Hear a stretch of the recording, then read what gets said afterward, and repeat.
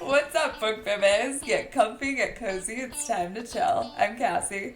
And I'm Emily, and this is Book Bits and Chill, the podcast where we break down every chapter, thirst over fictional men, and never take ourselves too seriously.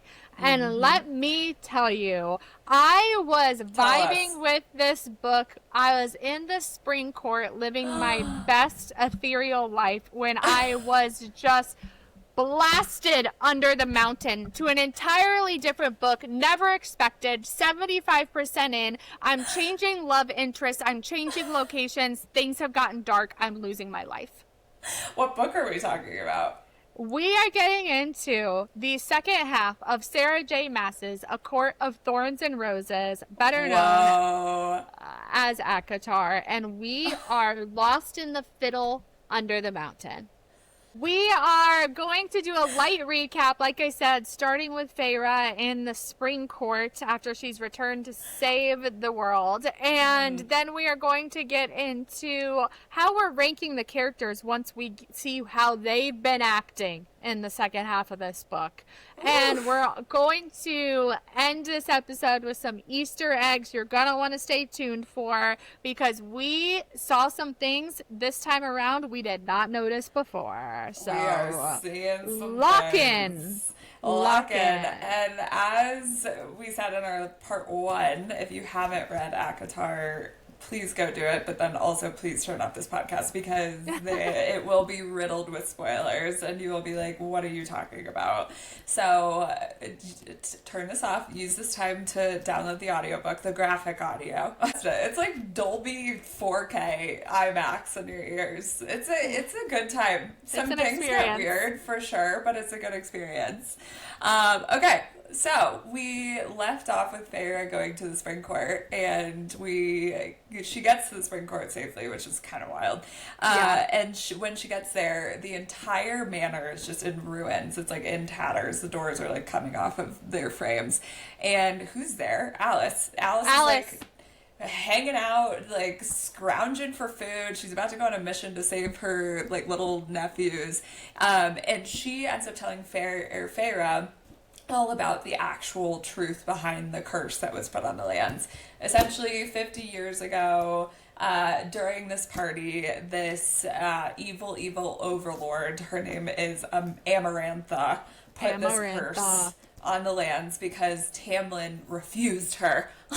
Tamlin refused her advances. So, like, the vengeful bitch she is, she's like, I'm going to put a curse on all of these lands. And Tamlin, guess what? This curse can get lifted if you find a human girl who has hate in her heart for all fairies, who kills one of the fairies as well, and you end up making her fall in love with you. Like, what a wildly specific way to break a curse.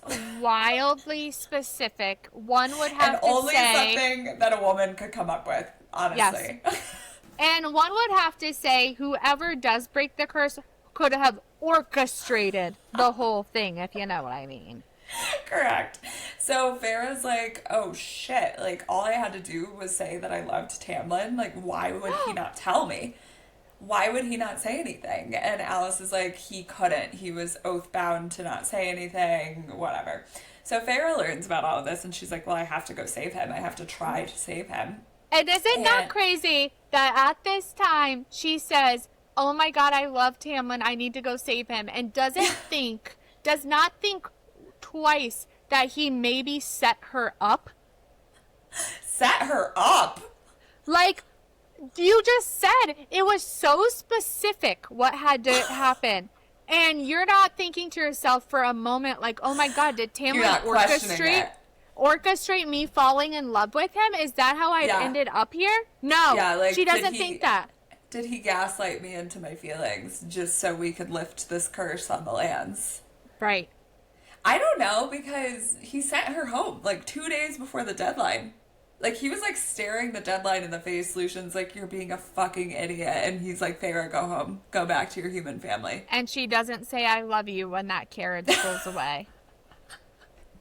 And she does nothing to lift this fucking curse. She does nothing. So Feyre I agree. She didn't question anything. She probably should have thought a little bit harder about what had just happened to her, but she doesn't. Yeah. She's like, Alice, take me to where the mountain is because I'm going under. I'm going 10 feet under. Down under. Thunder down under. And so she gets down there and she gets presented to Amarantha, and the whole court is like, haha, who's this little human baby? And Amarantha's like, you know what? I'm gonna make this fun. I've been kind of bored. I've been alive for like 30 centuries, so like let's do something cool here. And she tells Feyre that if she completes 3 trials and wins, that she will free the Spring Court from under the mountain. She'll free Tamlin. They will all be able to like go about their lives. Or Feyre can solve a riddle that she gives her, and we already know she's not doing that. We already know she's not solving any riddle. Okay, here's my big question to you on the riddle. Did you solve it yourself the first time you read this book?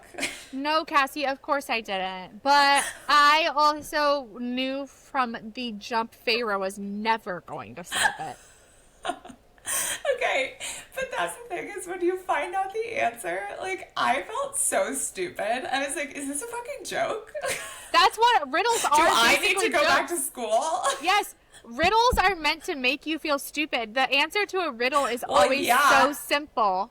Yeah, that was, why the Riddler was making everyone feel like an idiot. Yes. But also, I'm like, oh my god, Sarah J. Maas, I didn't need this, okay? Isn't it crazy that she wrote that riddle without ChatGPT? That she literally came up with that complicated riddle. AI did not generate that riddle. I could never alone. I couldn't either. I honestly couldn't either. No. So Feyre goes through these 3 trials. The first one is that she has to defeat this creature called a Middengard worm. And she does She ends up defeating the worm. This is literally it was kind of giving Dune. This was Dune fanfic. Yes, it was. Like, I literally pictured her riding that worm like they do on Dune, even though she just like fully 100%. killed it. And okay, so that's her first one. And in the meantime, during these trials, by the way, Rhys is obviously here. And he is like, hey. Oh, yeah, because Rhys is actually Amarantha's courtesan. Yes, her actual courtesan, which we learn that we don't know a lot about it, but we know that he's called Amarantha's whore. And, people kind of, look down on him because of this. Not very nice Not very nice for the High Lord of the Night Court. And so he takes an interest in Feyre, and he's, visiting her in her cell throughout her trials. He even starts to pull her out of her cell for parties every night as his guest, or as he says, his pet. Guest of honor. And then she goes into her second trial, which she has to read to solve. It's a riddle. It's another riddle, is it not? It's another riddle. It turns out Amarantha's actually just the Riddler from Batman. Actually, it wasn't even a riddle. It was a math literacy question. I don't even know. Because she starts reading it and she's like, there are 6 grasshoppers. If 3 grasshoppers... we don't even know because she couldn't read it. So we actually don't know what it was. And so she has to do this to save Lucien. Lucien is like, fuck me. How did I get roped into this? I'm not even the love of her life. I'm literally just the best friend. I'm just the side best friend with a fox mask, and somehow I'm under pressure here. So Feyre ends up winning that because Rhys helps her, and that's a whole other thing that we can get into later. And then the third trial is that Feyre has to kill 3 fairies. She kills the first 2 by stabbing them both in the heart with an ash arrow. And the third fairy is Tamlin. When I first read that the first time around, I was like, this nasty bitch. This nasty freaking bitch. She is a nasty bitch. She is. Nasty is the only way to describe her. Truly. And so I do need to talk about something before we move on. And that is Feyre's mental state throughout all of these trials. Yeah. She was unwell, which it Unwell. makes sense. It's fair. It makes sense. But she, I feel like, was in the deep depths of depression. And, like, I don't think that I fully realized that the first time around. Like, you get a better feel for it when you read the second book. But I feel like the first time I read it, I was like, oh, yeah, this sucks. Like, she's fighting for her life and the lives of every fairy in that court. But, like, she was not okay. No, she was absolutely not okay. And I mean, it makes sense. But also, she did not solve any of these tasks on her own. She solved the worm on her own. Did she? No, Yeah. she didn't. Lucian said, no, the people were whispering to her. The people were whispering, remember? And they were like, a ladder. She needs a ladder. And then... Oh, no. They were narrating as she was doing it. They were like, oh, she's making a ladder. But yes, Lucian did warn her that the worm was coming when she... The reason I say that is because I do give her a pass that she didn't figure any of this out on her own because she was deeply depressed. She was deeply depressed. She's in this cell. It's freezing cold. They're feeding her stale bread and water. She has like literally infected like cuts on her body. She's riddled with fever. Like this was a tough living. Yeah, and then she's getting random visits. Like, she doesn't even know when she's going to get them from Rhys. Like, she was, like, beaten to shit after the worm thing. Like, I think her arm was just, like, completely exposed. Like, she was not okay. No. And Rhys comes in, and he's like, hey, I'll make a bargain with you. I'll heal you if you come back with me at once, I think he said 2 weeks out of every single month to the night court. And she's like, 1 week and it's done. He's like, cool. And so he heals her, and then they end up making this bargain where she has like literally a tattoo sleeve up her arm, essentially. Yeah. And that bonds him to her. And so there's an eye on the palm. And there's an eye on the palm. And so to your point on Rhys being able to help her, like, I feel like it was interesting that it stemmed from this weird bargain that he was able to. Yeah. Like, when he was, like, able to, like, move her hand to, like, the right lever or whatever, like, caused her, like, a shock of pain when she was going to the wrong one. Right. So Rhysand helps her win the second one because she can't read. And then, I don't know that anybody helps her win the third one, but she was so mentally unwell that I think Amarantha helped her win the third one. I feel like Rhys still helped her with the third one because he kind of pepped her up in the last, like, handful of nights before. You know, like, when he came and, like, fucking licked her tears, which I need to know more about. I need to know more about. You need to know more? I don't think you do. When Feyre is literally sobbing after the riddle trial, why was he solve it? Why was he licking them though? He was trying to distract her, which, you know, good intention, tough execution. Like, tough execution. Really scary execution. If like, why couldn't honest. It be like all the romance books where it's like, and he pushed her hair behind her ear gently, and then like it behind her ear, kissed her on the forehead. Like, why was he licking her tears off of her face? I think he was literally trying to shock her system, which, like, he also shocked my system. Like, I had the exact same shock go through my body when I read it the second time as I did the first time, and I was like, this is the only time that Rhys has ever given me the ick, is when he was licking Feyre's tears. If a man licked my tears off my face, I would say, are you a serial killer? And that would be my first question. Second question. You just licked the foundation. There's a track of it off my face. Also, Feyre's in makeup. No, but that did just make me think Feyre is crusted and shit at this point. Yeah. She is like unbathed. Has poop on her face. And he licked it. So gross.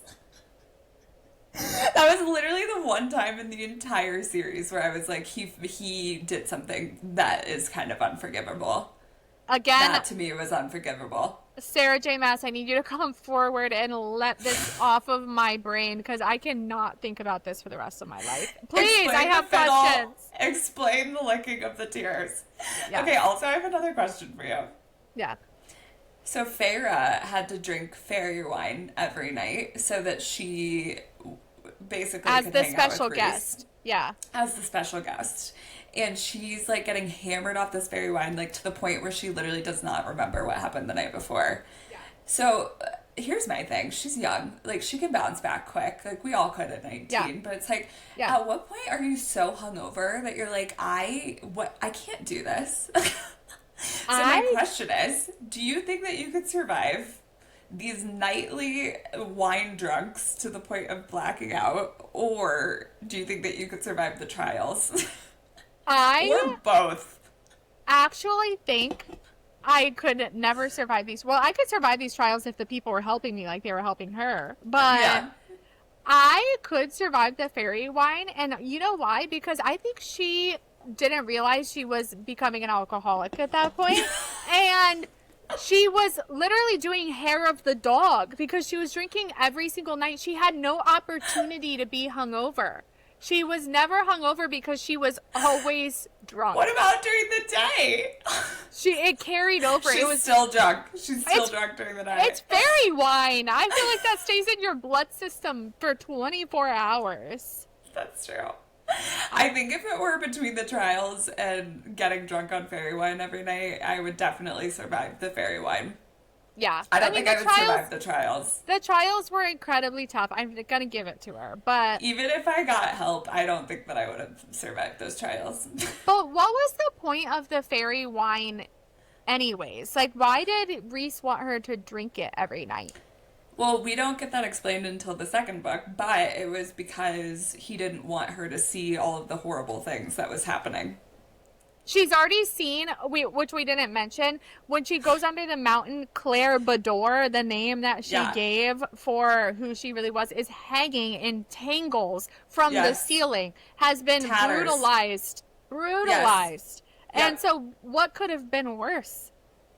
That's what we don't know. That's what we don't want to know because we're drunk on fairy wine. She saw Calanmai. What could have been worse than that? What could have been worse than Tamlin playing the fiddle? Exactly. At summer solstice.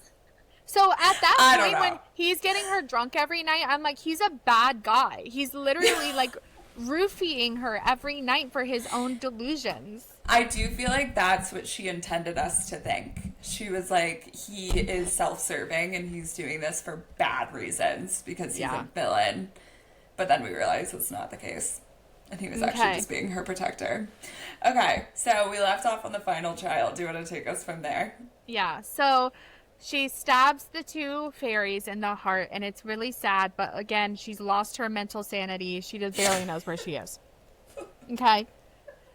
And then she gets the third one. It's Tamlin. And Tamlin's like, she's like, I'm going to do it because I'm going to save 1 million people for this one person. I have to put the world above the love of my life. But also at the same time, Tamlin's like winking and like moving his mouth weird at her. And she's like, something's happening. Something's going on. I must remember everything that was ever told to me in this moment right now. And I'm like, okay, wait a minute. So you are literally just murdered two people, but you have the ability to sit there and remember every conversation you've had in the last year. Immediate photographic memory to every time she spoke to Tamlin. And not just every conversation, the ones that are so riddle, like they're such a riddle. It's like, oh, your heart of stone, Tamlin. Oh, Tamlin, you have a heart of stone. You can't feel emotions. Oh, Tammy, the heart of stone. And she's like, oh my God, Tamlin has a heart of stone. Like, no way in that state would you connect those things together. No, definitely not. No. SJM really threw her a bone with that one. Yeah. So she goes ahead and stabs him because she's like, he has a heart of stone. Yeah. And he doesn't die. And Amarantha's like, oh my God, no, I did not say that you guys could walk out of here alive. I just said that you were free. And so she starts trying to like murder everybody and like takes Feyre and she's like bending her in pieces in the air. And Tamlin... She was literally contorting her. Being like, tell me you don't love him. Say it out loud. Yeah. And Tamlin's, like, trying to recover, but he doesn't have his full powers, so he's, like, not, like, healing himself fast enough. And again, in her most desperate moment, Feyre is like, actually, I think I do know the answer to the riddle. And she's like, it's love. Of course it is love. Of course, that was the answer to everything the entire time, this whole book. So she says, she's on, and she's dying backwards. She's like, it's love. And poof, the whole world poofs. Everybody has their powers back. Tamlin's a rabid animal and is like pinning Amarantha against the wall, ripping her heads off of her body. She's torn to shreds. Meanwhile, oh my God. Feyre, though, is too far gone. She's like laying on the ground. Out. She's out. She's literally dead. Because she's a human. Once again, she's a human. So she's dead. And so, of all people, the king of the Autumn Court, who is like the one that murdered Lucian's past lover and sent him away, comes forward and is like, I'm going to give Feyre a kernel of my fairy magic. And we're like, and then everybody else is like, okay, cool, I guess I will too. Like, since when did we know this worked? And so they all walk forward and give the summer guy, the dawn guy, whatever, they all walk forward. All the guys. Rhys, he walks forward. And they all give her a kernel and turn her into, like, what, a half fae at that point? Like, what is she? No, she's high fae. She immediately passes plebeian fae and goes straight to high fae. So she becomes high fae. Doesn't pass go. She just becomes high fae immediately. And also, when all of this is happening, by the way, she only knows it because she is watching herself through Rhysand's eyes. Which is weird. Which is weird, and we don't understand why she would be able to see herself in this way when she's literally dead. And when all of this is happening, Tamlin's like on the ground, like clutching his heart. He's like, please, Amarantha. And Rhys is like actually trying to fight her. Like he like grabbed a dagger, like tried to stab her. She like blasted him back. He like immediately tried to launch back at her. So like Tamlin might have killed Amarantha, but Rhys was actually the one who was like really trying to save Feyre the whole time. Right. The craziest way this book ends. They stay under the mountain for like another week. It's so wild. They have just been through the torture of their lives. She has just murdered 2 people, and she's like, yeah, I think I'll stay here for another week. I would be blasting out of there. I'd be like, I have Audi 3000. Catch you fucking later.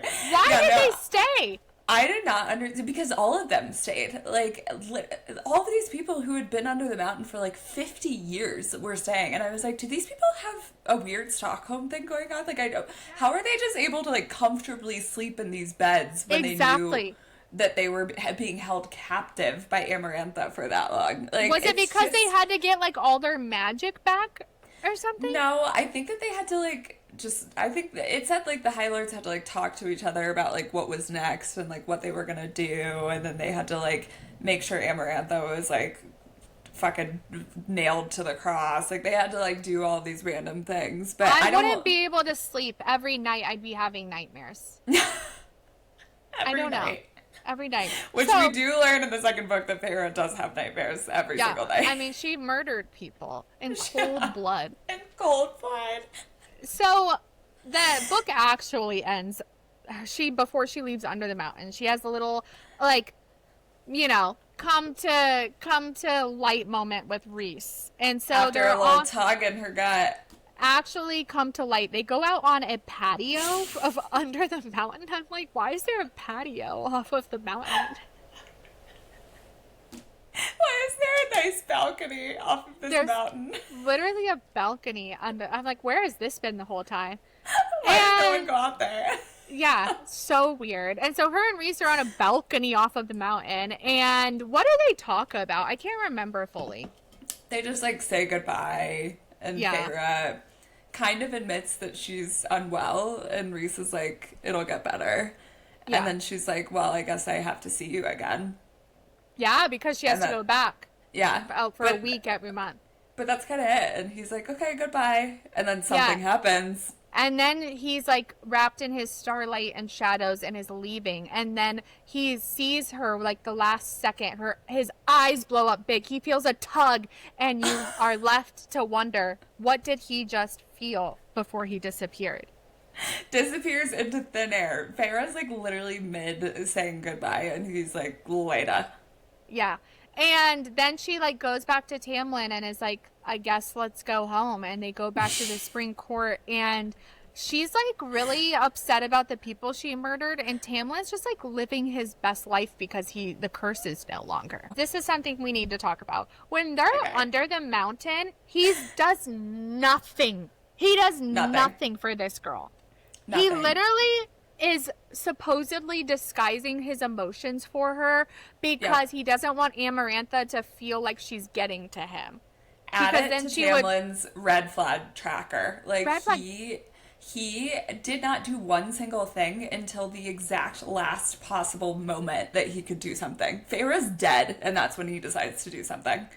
And like, barely, like your point, Rhysand was the one actually trying to like save the world while he's like bent over. I mean, I know she stabbed him, but but the whole time, also like whatever, Tamlin, like that couldn't have been that bad. Like, you're supposedly some big, strong High Lord. It's like, get the fuck up, bro. You're fine. Yeah, right. Amarantha's literally blasting Rhysand like onto a wall, like left and right, and he's still getting up. Like, he's being tossed around like a rag doll, and he's still trying. Tamlin's just, like, on the floor being like, please. So I guess maybe Tamlin asked her if she was okay, but he literally did not ask her if she was okay one time they were under the mountain for 3 months. No, until he literally just tried to randomly, like, make out with her in the hallway. That was gross, too. Like, you're gonna sit here and watch me be tortured for months, and then you're gonna try to make out with me in a dark corner.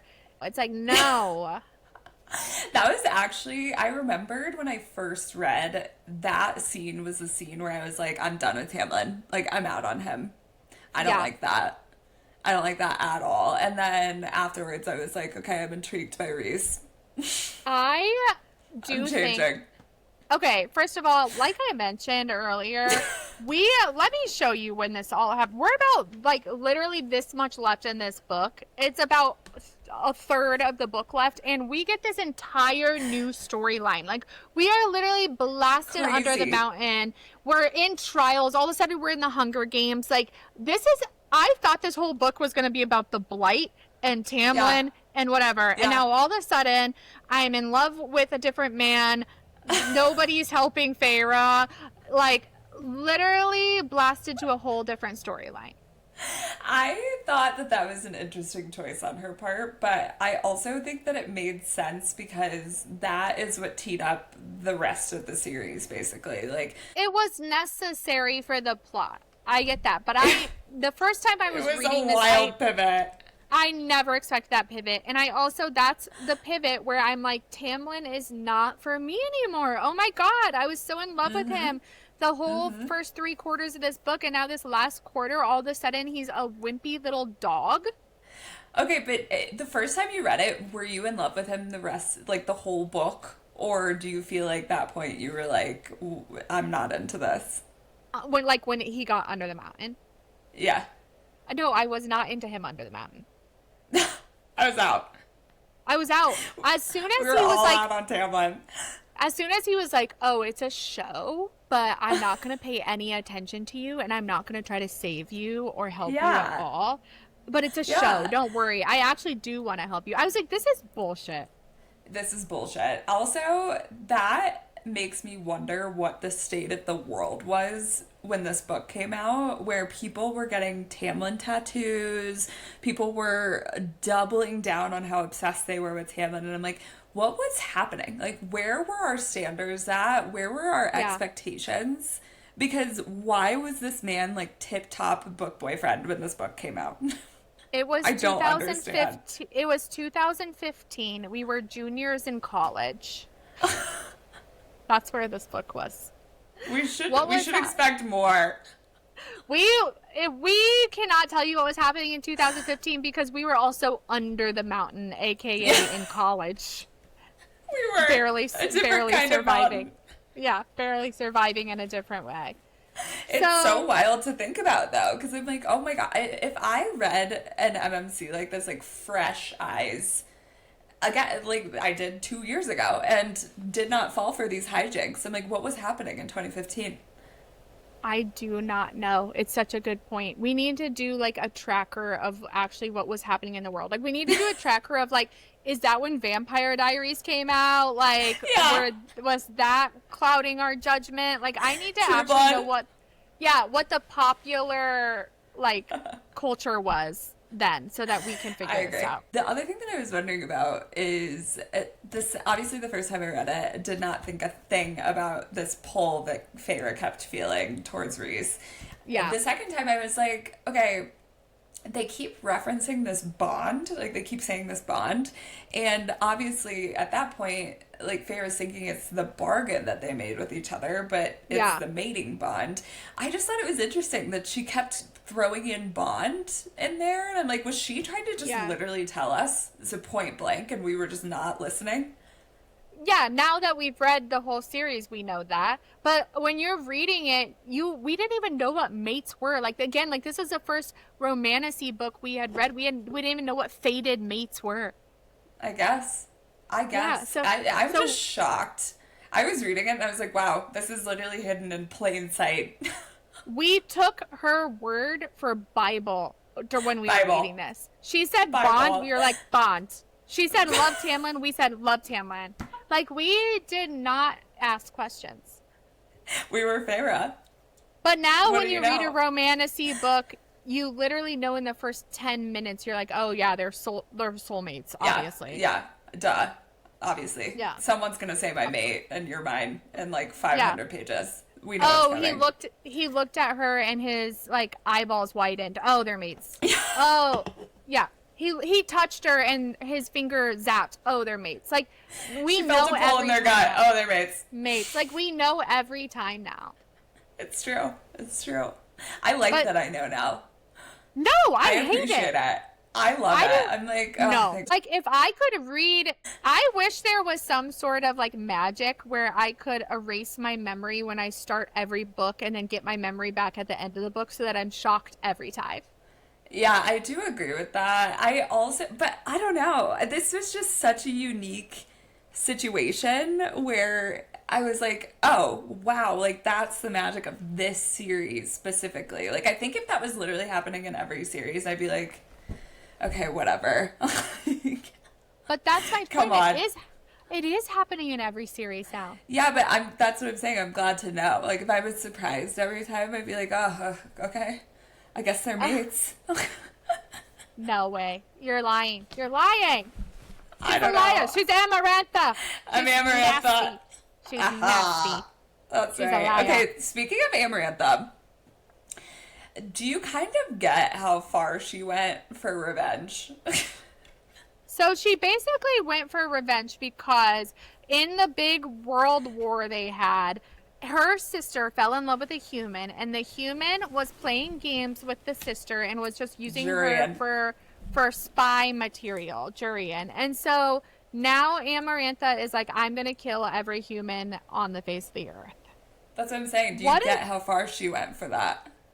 But I didn't understand, even the second time I read that, how it tied to how mad she was at Tamlin.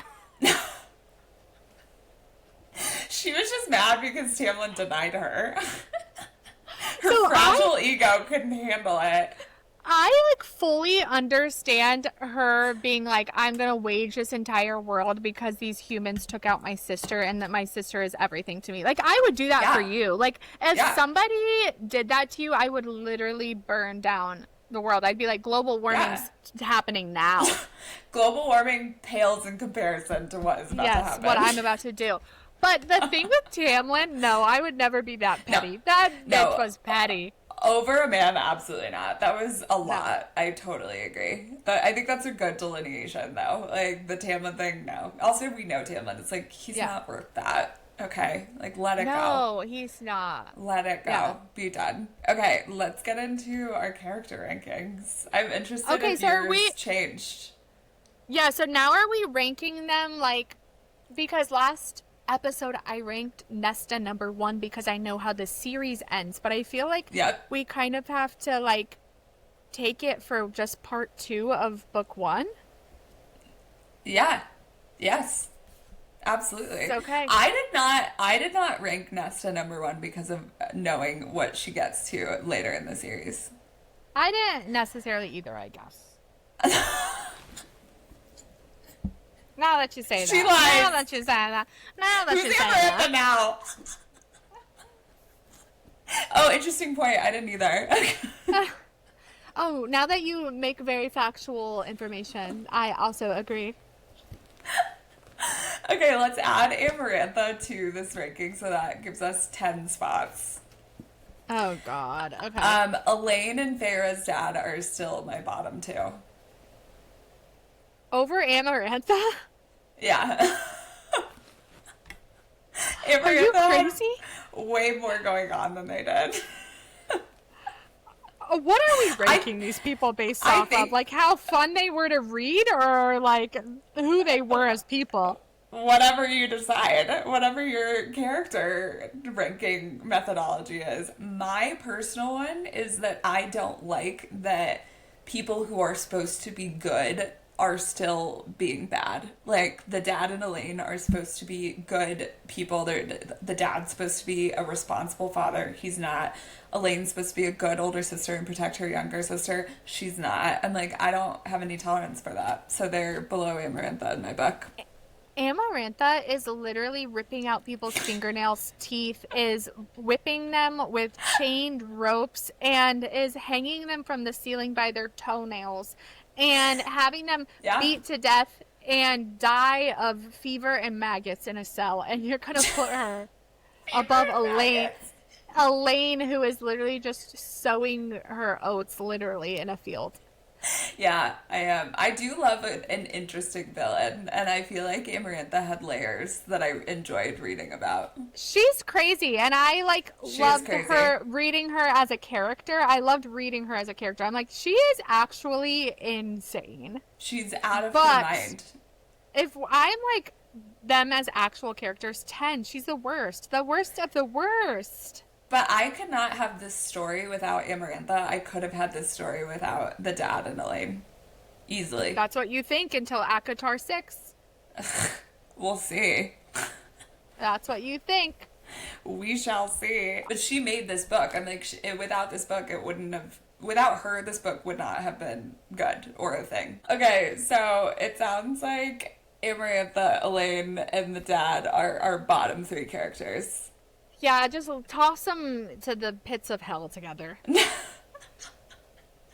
Okay, 8, 9, and 10, pits of hell. Okay, who's next? Okay, 7. I'm gonna put the Surreal here because I can't put him higher in good conscience. I'm putting Alice. Are you serious? She was kind of a bitch to Feyre when she was telling her the story. She's like, I'm going to tell you this story, but I'm a little bit busy and I need to get going. And like... I mean, yeah, she was like, what the fuck is this human about to do for this? Like, why the fuck she's are like, you even why'd here, you Feyre? even come back? Yeah, she's like, why'd you come back? And well, like, okay, you know I don't like Feyre, but stick it to Alice. Yeah, Why did I come back? Feyre. I just saved your life and your children's lives and this whole world, and you told me to stay away? But she hadn't saved anyone at that point. Feyre was just a nuisance at this point. And Alice is like, bro, I am trying to pack up supplies to literally go on a mission to save my nephews, and instead I'm having to sit here and explain this curse to a 19-year-old girl. Again, she was a bit rude. She was a bit rude. I would probably also be rude. I'd be like, Feyre, get the fuck out of my way right now. Yeah. So Yeah. I'm still putting her down there because the Surreal has not been rude to me yet. Wow, okay. Alice is probably my next one. Who's yours? The Surreal is my next one. Oh, okay. There we go. Okay, so now we're in the top 5. Yeah. Okay. I think... Ooh. Next for me is... I'm keeping Tamlin here. Mine's Tamlin, too. I honestly wish that he was lower, but I can't put him lower than these other characters. I know. I was kind of thinking that too. I was like, shit, should I have like put him lower? Because he was a useless worm. He was literally nothing. Like, he was also nothing. could have not been involved in the last chapters of that book, and this book still would have worked. He could have him. not been on this character ranking list. Literally. Could have been off entirely. Where was he even at in the last half of this book? Not present. Tamlin was not there. Not there. And the only time he shows puppet. Yeah, and the only time he shows up is to get his rocks off a little bit. It's true. Okay, next is Feyre for me.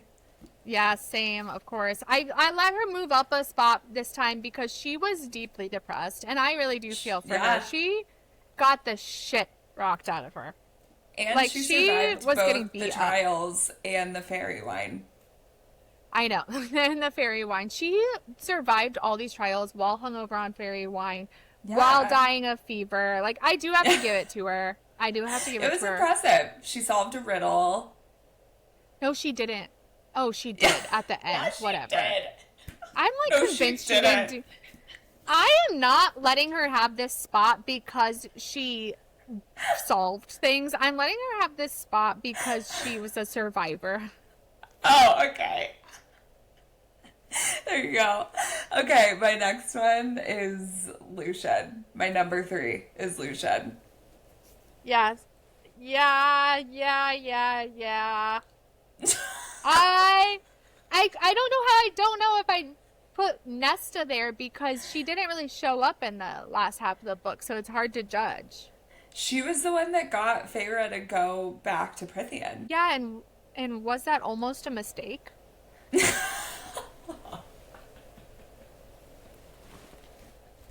Okay, that's fair. That's fair. Nesta's my 3 because she did ultimately convince Feyre to go back and save the world, but she also kind of willingly sacrificed her sister. Okay, so your number 2 is Lucian? Yeah, my number 2 is Lucian. Okay, my number 2 is Nesta. I put Lucian as number 2 because he is literally getting like tortured because of Feyre under the mountain. He's literally being used as a puppet, but he was also helping keep Feyre alive.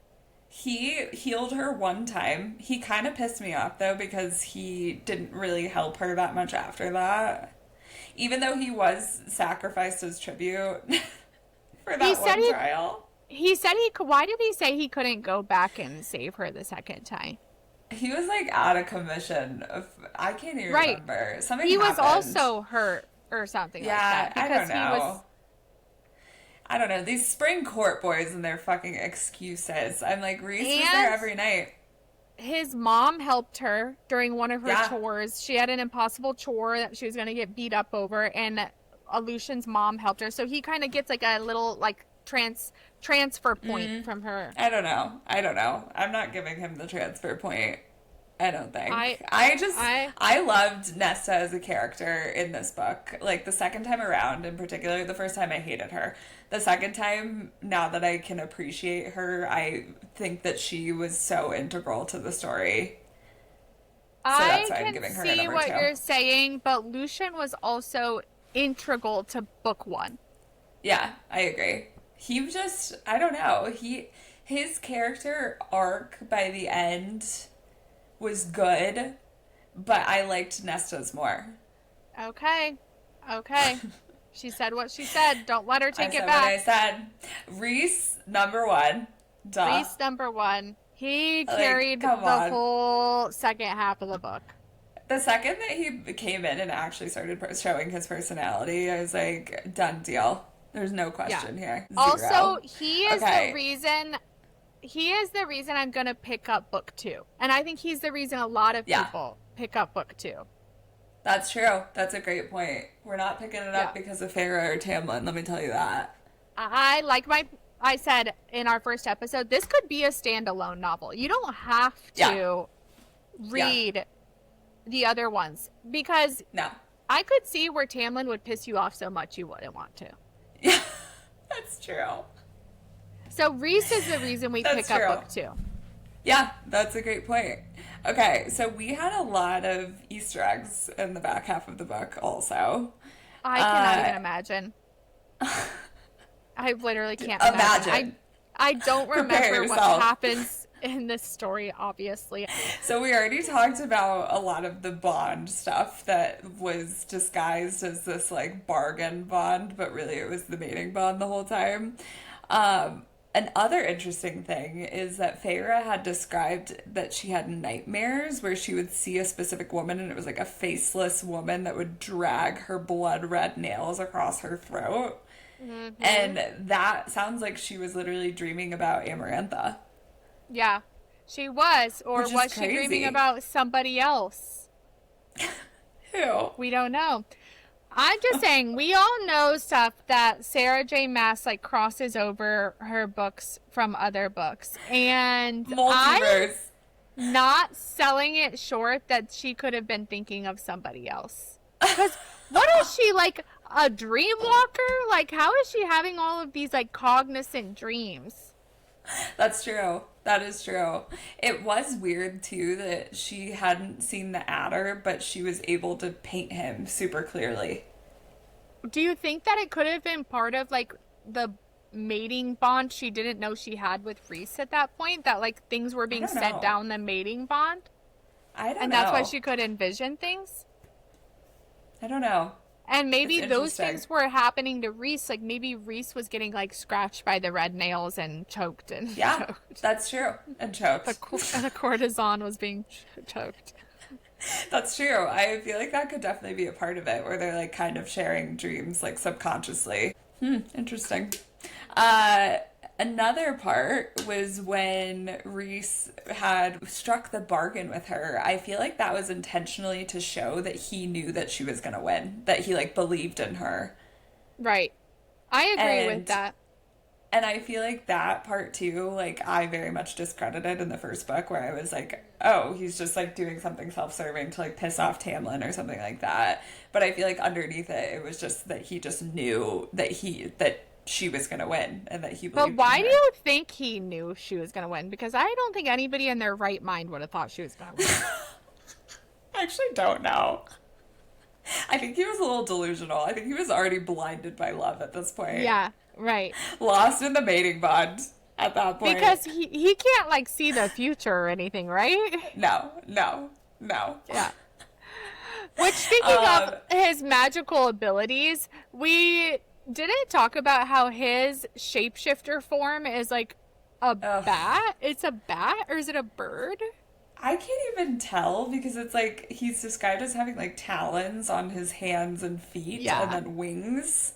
But then I don't know if there's anything else on him that's like there's not like feathers on him. No, he like shows her just his feet, and she's like, oh my god, his feet are giant talons. And I'm like, oh my god, we're looking at this hot man and his feet are giant talons. Why are we looking at giant talons on his feet? At one point, understand. She also describes what he's wearing, and she's like, he's wearing knee-high boots. If you saw a man in knee-high boots, that's actually in style right now. No. That's a thing. I've seen multiple male celebrities in knee-high boots. Men in knee-high boots? Yep. What in what else are they wearing with them? Skinny jeans? What? No, I don't know. I don't think so. I think Pedro Pascal did it at one point. Are they cowboy boots? No, they're real boots. They're like black knee-highs.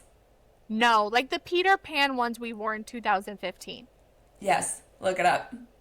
Look it up and tell me once you've looked it up. Am horrified. We cannot be accepting this as a society. Rhys started it. He's a trendsetter. Because when I read that from Rhys, I was like, that would be enough to turn me away. Not alone. Not alone. Not the licking of the tears, but the knee-highs. The knee-high boots, and then seeing him with talon feet and nothing else. Basically, I need to only see Rhys from the waist up. Apparently. Wow. Okay, I need to hear some final thoughts on this book. Do you feel like your final rating changed on the second time?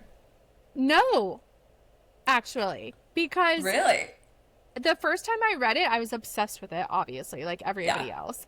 And Yeah. then I think we've talked a lot over the years about how I was like, actually, it might not be that good of a book. Like, we've recommended Yeah. it to people. They're like, oh, Feyre kind of sucks. Like, I don't know if I can get through this. And, you know, you're like, is her writing actually as good as we thought it was back then?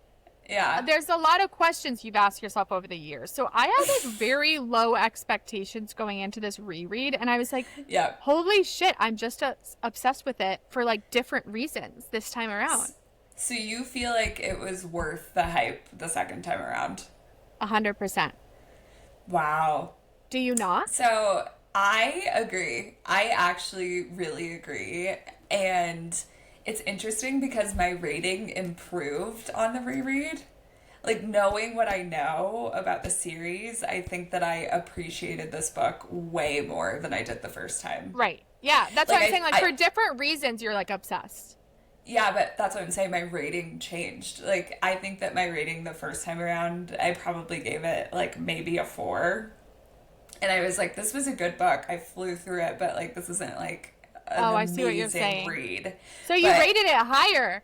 Yes, yes. I also think when I was first reading it, I felt like the middle of the book was so fucking slow. Like, I think I was getting to this point where I was like, I don't know that I love this. And then I think I was like cleaning one day and organizing, and I just picked up the audiobook and like flew through the last part. But Yeah. I do remember the first time around being like, okay. I actually felt that this time Whatever. around when they get to like the painting and they're doing the like little date days and like Yeah. the my man. I was like, Yeah. skip. Yeah, I think I was into it this time. And maybe, again, because it's like I appreciate these little details now a little bit more. Yeah. And I can be like, oh, these matter and these mean something. Versus before I was like, why am I reading about this? Right. But I do agree. I totally think this is very worth the hype. Like, So- I see it. I know it. In my bones. I know it's worth the hype as well. Okay, Throne of Glass. I am so happy that I read ACOTAR before Throne of Glass. And like, Really? now that we've been in this space, I feel like I'm seeing that more people read Throne of Glass first and then read ACOTAR. Yeah. And I think that if I did that, it would take away from so much of the magic of this. Like, I'm thinking of like, if I were to finish Kingdom of Ash and then start reading this book, Yeah. I'd be like, hell no, get me out No, of here. this is What more. is this? This is more elementary level get into fantasy, like you mentioned Yeah. before. Like, this is a great introduction to fantasy. They don't go too much into the, like, you know, all the creatures and the magic and the whatever, just enough to keep you interested. Yeah. And so I agree. And I think Throne of Glass also doesn't have the romance right at the beginning. And Yeah. so I think that once you realize that you love Romantasy and then you Yeah. go and read Throne of Glass, you like it for what it is, but you have to Yeah. read this first to get into the world. Yep, I completely agree. You're so immersed in that world, and then to be like thrown into Prithian and Tamlin and Yeah. Feyre, I'd be like, what the fuck? Like, I Right. just read about Aelin Galathinian or Galathinius and Manon Blackbeak. Like, why am I reading about Feyre? I was so far from ready for it to be over that I was like, I will read any other Yeah. thing Sarah J. Maas puts in front of me. Like, I was like Yeah. so desperate for the next book in this that I was like, whatever she gives me, I will gobble up. Yeah, that's so true. I also feel like I was so desperate for it to not be over, and so I was literally, by the end of it, reading the fanfic of Yes. Rhysand's POV chapters. Yeah. Instead of Throne of Glass. The fanfic does keep us all going secretly, I think. It does. It does. Yeah. Okay, here's my last question. Yeah. Meeting Feyre and knowing her in this book versus like knowing her in the series, do you think that she's an unreliable narrator? I don't trust her. So yes, I guess. So yeah, you think I she's unreliable? literally do not trust her instincts at all. I literally, every time she makes a decision, I'm like, you're probably making the wrong one. Like, anytime Wrong call. lets us in on a little secret, I'm like, it's probably not true. So I agree. I think she is semi-reliable, but I do think, particularly reading this book versus like when she actually steps up like later in the series and like becomes a badass and whatever, like you can tell that she is just kind of like desperate to believe the good story or like put on the rose-colored glasses because she's so traumatized she like can't really hear or see anything else. And again, she was young. She's young, you know. There She's should be young. an age where you become a narrator of a story, and it's not her age. And it's not 19. And it's not 19. And so, like, I do think maybe she becomes a more reliable narrator throughout the series as she With grows age. up. Yeah, as she ages. As she ages. As she gets some meat on her. Same with Sarah. Same with Sarah J. Maas. As you got some meat on you, I decided to trust your writing more. True.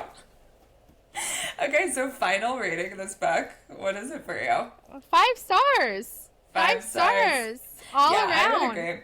I would agree. I'm going to throw a 5-star at this one, and I don't normally do that. So, yeah. good job, I think it's ACOTAR. 5 stars. It did make me wonder when we get more into the series. Like, I already know book 2 is going to be 5 stars for me, but when we get further in, I'm wondering, though, if maybe I'm not going to like them as much as I did the first time around. I don't know. We're going to see. But I was pleasantly surprised by liking this one as much as I did the second time around. I really thought that I was going to be like, ugh, the whole time. I know. So maybe we'll be surprised by the whole series, but I'm not holding out hope. Maybe. What is your favorite book of the series? I don't remember any of them, so I can't. I guess I would say the second one. Okay, mine's the third one, so I'm interested in if our holistic favorite also changes. Yeah, I don't remember what happens in the third book, so I could change. I'm an unreliable narrator. Emily is also an unreliable narrator. Stay tuned once Emily gets some meat on her bones to see what happens. We'll see if her character rankings change, if her series, the book of the series changes. We're going to see all of these things. So continue to follow along. A wild ride being my friend, guys. It's not easy. So we will be covering one ACOTAR book per month. We'll be doing in 2 parts, similar to how we did with ACOTAR. Please comment, rate, review, all of the things. Let us know how you feel about it. If it needs to be shorter, longer, probably not longer. You guys are probably like, holy cow. But let us know if you do have any feedback because we'd love to hear it. Next week, I think we're going to be back with a little book club pick. I think we're reading Atmosphere by Taylor Jenkins Reid. Yes, we are. Yes, we are. All right. So stay tuned for that. We'll be talking about what the heck happened, how we reviewed it, if we would recommend it, all the things. And that's going to be a good one because I've heard great things about this book. People love TJR. I'm pretty sure we're going to be sobbing in it. I didn't expect that. Yeah. So stay tuned, Emily, for us sobbing. Oh, God. Okay. All right. We'll see you back here. Same time, same place. Bring your book boyfriends, bring your blankets, and we'll see you then. See ya.